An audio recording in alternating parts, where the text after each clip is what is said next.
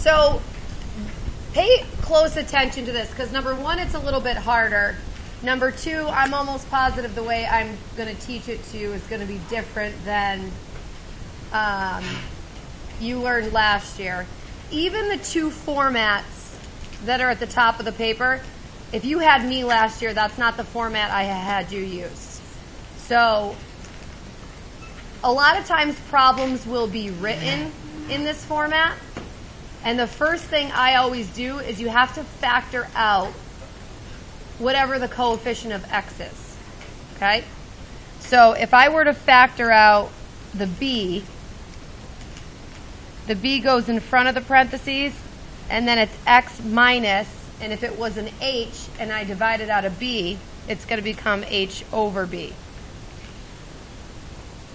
I don't love this format here because h means nothing. H over b means something. So I might just kind of rewrite this completely. Here's the format I'm going to have you guys use. Y equals A, capital A, times the sign of capital B, and then in parentheses x minus c, and then a plus d at the end. Because now A, B, C, and D all have their purpose. Still like this, the absolute value of A is your amplitude. B is still your frequency. And really, most importantly from that, 2 pi over B, I just use capital letters. Sounds good.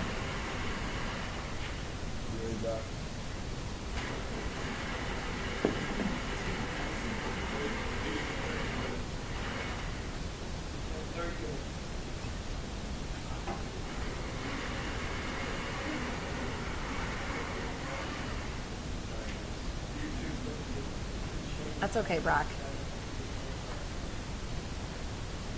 Do you know what the period is? How would you define the period? Like, what does it mean, though? Like, the formula for period is 2 pi over b. But what does it mean? Cycle. It's the length of one cycle. Right. Length of one cycle. So everything last night that just messed with amplitude, a vertical stretch, and the midline, a vertical shift, never changed the horizontal length of the cycle. They were all 2 pi. Because 2 pi is the standard one. But as soon as you insert a b value other than 1, 2 pi divided by that gives you kind of the new length of however long it's going to take to get that full sine curve in. The parent graph, it takes 2 pi units. But if we stretch that, it's going to take longer. If we compress that, it's going to take shorter. And so that will change if b has a number. Remember, a multiplier within the function is a horizontal stretch or compression.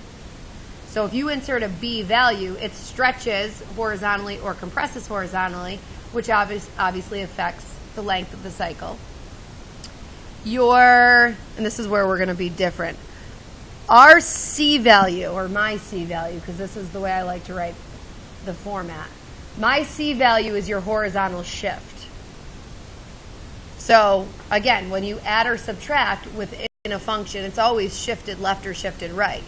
X minus C, if you subtract a number, it's going to shift right. If you add a number, it's going to shift the whole thing left. Does that make sense? If there's no shift at all, the graph is still going to start right at 0. And then the last thing is D. That's what I call my vertical shift. And that's really what my midline is. Either I shifted up or shifted down. So when we messed with A and D yesterday, today we're going to, those might still continue to play a role, but the B and the C changes are going to create a new kind of thought. So if you want to, you can just cross that out. I don't use that. Different textbooks do it differently. I just like this one because A, B, C, and D all have their purpose. In this one, A and B have their purpose, but this H is kind of meaningless until that B is factored out, and then it changes it to a fraction, and that's a whole beast I don't want to deal with. So make sure when you do have a function that your parentheses start with x. If it's ever a 5x, you'd have to factor out a 5 from your parentheses. Okay? So, on this first one, we have the cosine of 2x. A is what? 1, so there's no amplitude stretch vertically. B is 2, which most importantly is going to change our period. So let's just quickly do a digression. Period equals 2 pi over b, which is 2 pi over 2, which is 1 pi, right? So rather than this cycle of cosine taking 2 pi to complete itself, it's going to actually finish a full cycle by pi. What's C? Right, x minus 0 technically, that's why you don't see it. So there's no phase shift. And what's D? Also 0. So really no shifts left or right or up or down. So the way I like to do these is to always make sure you point out where is your cycle going to start and where is your cycle going to end. And if there's no phase shift, your cycle's starting at 0. It's only going to start to the right or to the left if we have an x plus or an x minus. Does that make sense? So there's no phase shift at all, so it's still starting at 0. It's going to always end a period later. What's our period here? Just pi. So this is going to end by pi. The first cycle. We're just going to start by graphing one cycle. So if I set up my graph, and my midline is still 0, so I can keep that right down the middle. This is a cosine curve, so positive cosine at that. So it starts at a maximum and ends at a maximum. It's starting at 0, and then wherever it ends, it's useful to put that out 4 units. You'll see why. So when you're scaling your graph, it's going to end at pi. We're going to put that out 4 units. That'll always help you scale your graph. So being that it's a positive cosine, it starts at a maximum, which is at 1. And it's going to end over here also at a maximum, at 1. Halfway in between those, what coordinate is that? What's halfway between 0 and pi? Pi over 2? Yeah? That's where it's going to hit its minimum of -1. And then it's going to have zeros halfway in between that on your, well, zeros or midline intersections, which are the same thing in this problem. And then there's your 1 cycle of cosine. And last night, all we had was 1 cycle because it was always from 0 to 2 pi, was the scale that they gave you, which they're still giving you. It's just today we actually need to go to 2 pi, which is going to be 4 more units. 1, 2, 3, 4. Mike, I'll get to your question in 1 second. Oh, it was, yeah. So I always start just graph 1 cycle, and then extending it is easy. Extend it however far they want you to. So again, we're starting here, ending here. Halfway point is there, your zeros. And we actually fit 2 cycles in here. Because the period got shorter, we can fit more cycles. That's where your frequency comes in. Your frequency is the number of cycles that you can fit in before you get to 2 pi. Okay? And you don't put arrows on the end of this. This is a bigger issue on the regions because we're instructed to take points off. If they tell you where the cycle starts and ends, you don't put arrows on the end. If it just said graph the function and it didn't give you any stipulations, you could put arrows on the end and you would just graph it to infinity. But here it just wants the window from 0 to 2 pi. And it's including 0. Does that say less than or equal to?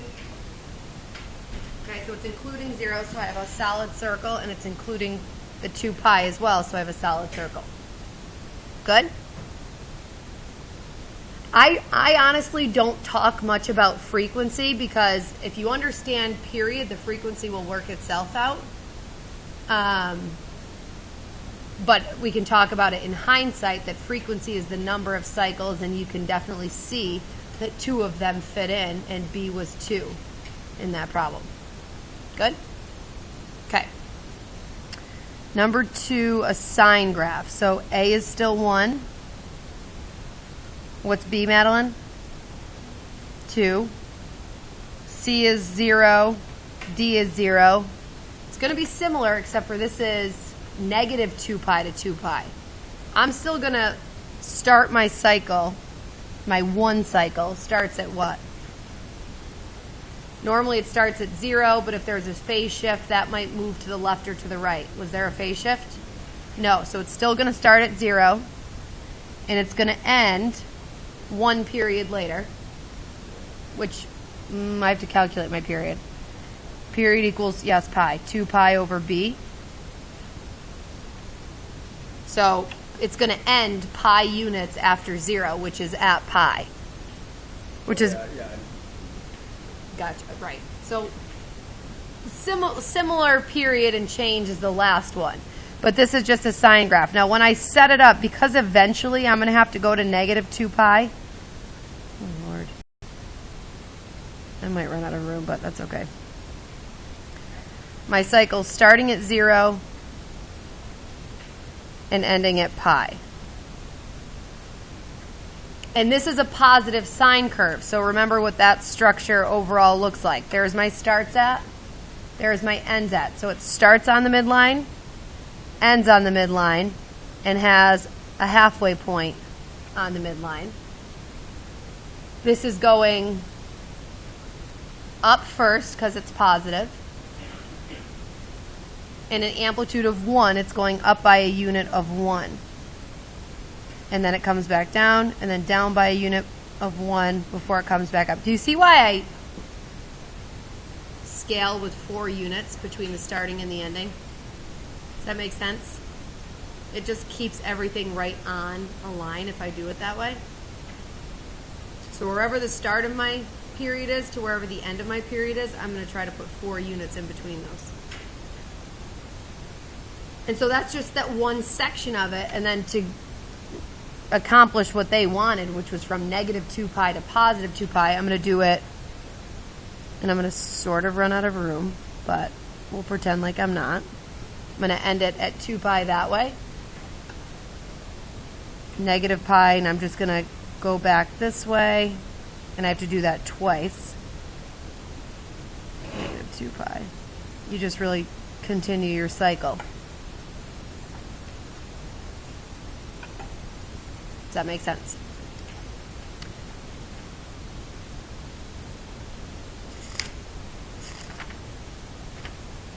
Okay. The next two are going to be virtually identical, but rather than a b of 2, my b is what?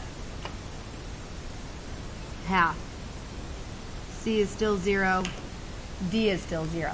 Now, when you use a multiplier within a function of a half, is that a horizontal stretch or compression? Stretch. If you multiply horizontally by a half, remember horizontal's funky and backwards? So it stretches it by 2. So watch what happens with your period when you do 2 pi over the b value of a half. How many times does a half go into 2? 4. So your period just got lengthened because we horizontally stretched this thing out.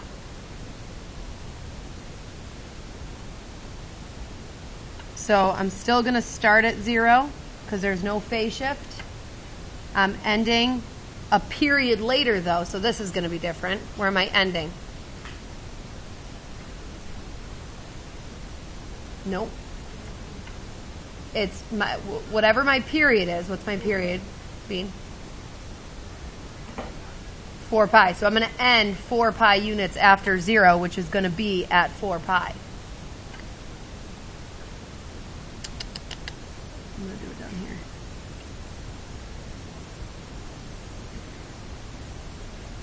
So it's starting at 0.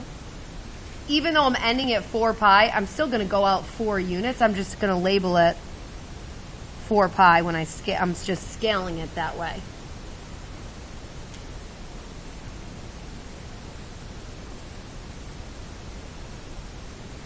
So my cycle starts at 0 and it's a positive cosine, so it's starting at, oh boy, because I didn't have a line, I'm going to count this as 1. It's going to start with an amplitude of 1, and at 4 pi it's going to end with an amplitude of 1. Halfway in between, which will be at 2 pi, it's going to have an amplitude of, well, a minimum of 1, and then it hits its zeros. And there's one cycle of it.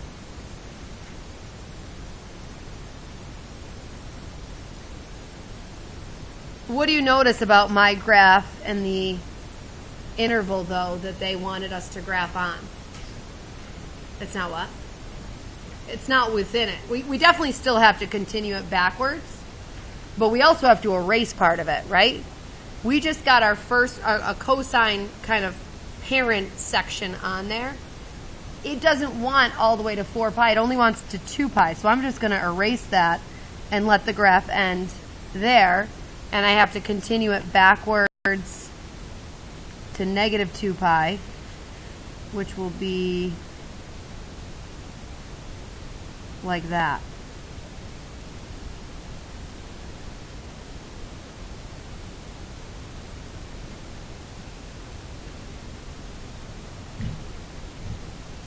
Does that make sense?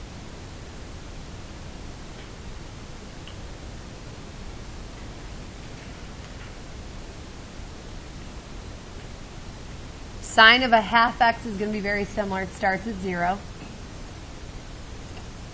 because there's no phase shift.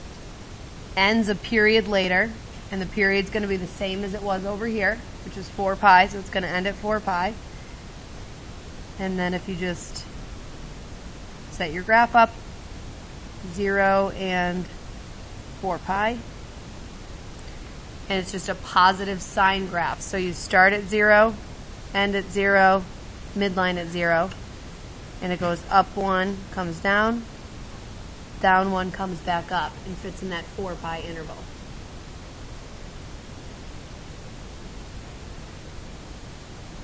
But this only wants to see from 0 to 2 pi, so I'm just really going to erase that section of it.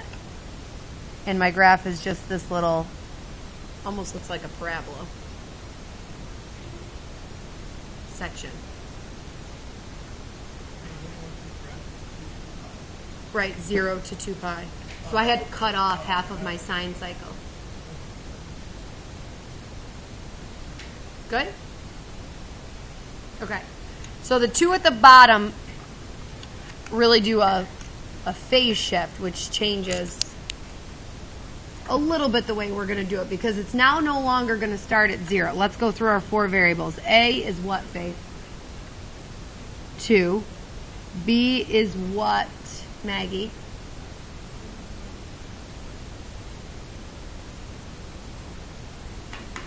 What's the number in front of the x or out in front of the parentheses?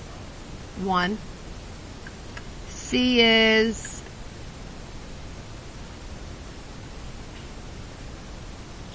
what, Maya?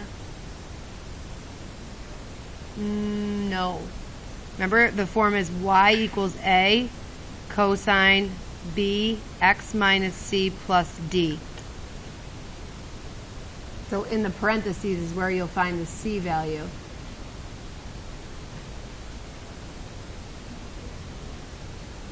No, I said what is c?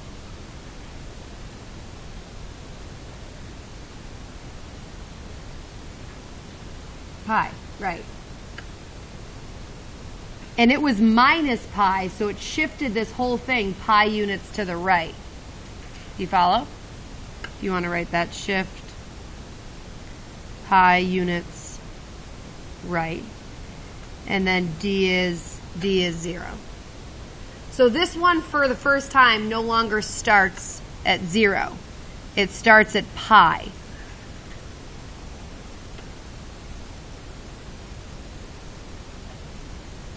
and it's going to end one full period after pi. We have to come up with a period. The period is 2 pi over the b value of 1. So my period is 2 pi. It's not ending at 2 pi. It's ending 2 pi units after pi, which is where? Let me do this. It started at pi, and I have to add on the period to see where it ends. What's pi plus 2 pi? 3 pi. So the spacing this out by 4 becomes a little bit trickier. You don't have to do that. That's just helpful if you can. If you just want to count by, like maybe you do every other is 1 pi, so call that pi. Call this next one every other 2 pi, and then 3 pi, and you'll fit the whole cycle. Does that make sense? Okay, but now our cosine graph, so maximum to maximum, because it's a positive cosine, this point is starting at pi. So with an amplitude of 2, we start at this maximum, and we're ending with this maximum at 3 pi. So halfway in between at 2 pi, we're going to go to a minimum of negative 2. And then hit your zeros halfway in between all of that.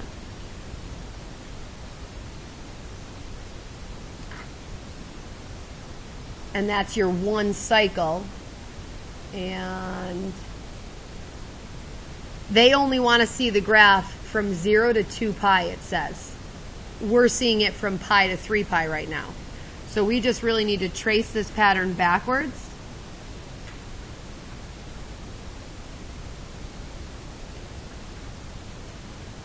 And cut off that section of it.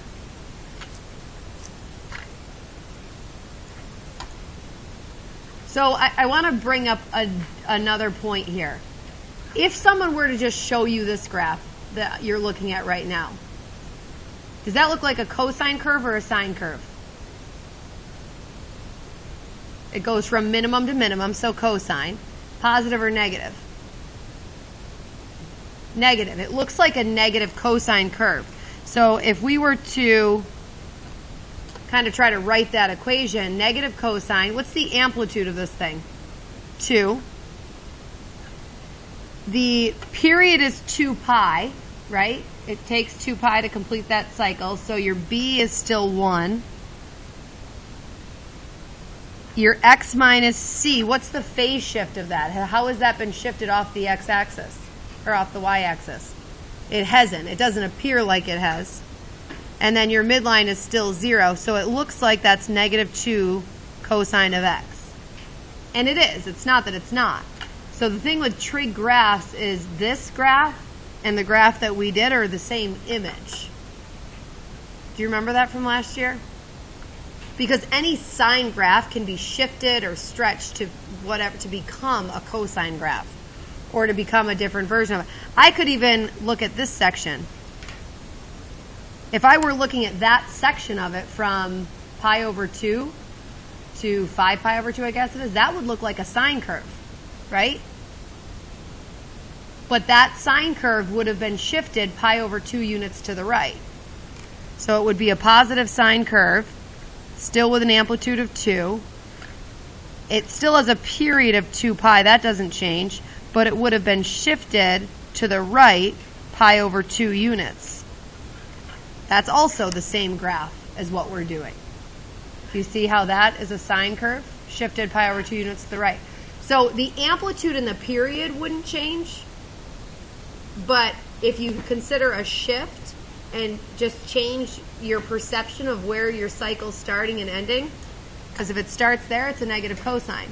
If it starts there after a shift to the right, it's a positive sine. If it starts there, which is the version we initially did, it's a positive cosine. If it starts here, what would you call it? If it started shifted that way, what shape is that? Positive cosine, positive sine, negative cosine, or negative sine? Negative sine. And you could write it also as a negative sign graph if you need it. Capiche? Just more interesting. Okay, last one. Where does this one start? No, that's the amplitude. Nope, it's been shifted. It's been shifted pi over 2 units to the right. So it starts at pi over 2. And it's going to end one period after that. But we have to find our period, right? The b value is 1. So the period is 2 pi over 1, which is still 2 pi. So it's going to end at pi over 2 plus add on that period, which is going to be 5 pi over 2. Right? That's 4 pi over 2 plus 1 pi over 2 is 5 pi over 2. So when I set this up, maybe I just count by 1 pi over 2 to make this easy. So here's 1 pi over 2. Here's 2 pi over 2, 3 pi over 2, 4 pi over 2, and here's 5 pi over 2. So your negative sign graph, there's no midline change, so our midline's good. Our C was pi over 2. Our negative sign graph starts at pi over 2 on the midline because it's a negative sign. It ends on the midline. It has a halfway point on the midline. And now just because it's a negative sign, it goes down first and then comes back up. So down 3 would put me there. And up 3 would put me there. And then if I want to continue that so that I hit 0 to 2 pi, I just would come up 3 units and I would really cut it off right there. So once you kind of graph it under the interval that they ask for, it actually looks like a positive cosine graph. Follow? Yes? So don't let that throw you off, I guess, is what I'm saying. Graph the one cycle first. Well, let's see. How about you do the odds? Why you always give us over? I was saying, why do we always do odds? You got what you do. Instead of what? Play hard. Make you quick. Does that upset you? I would do odds because most textbooks have the answer to the odds. What do I think first? Most textbooks, not all. And so I just use the same.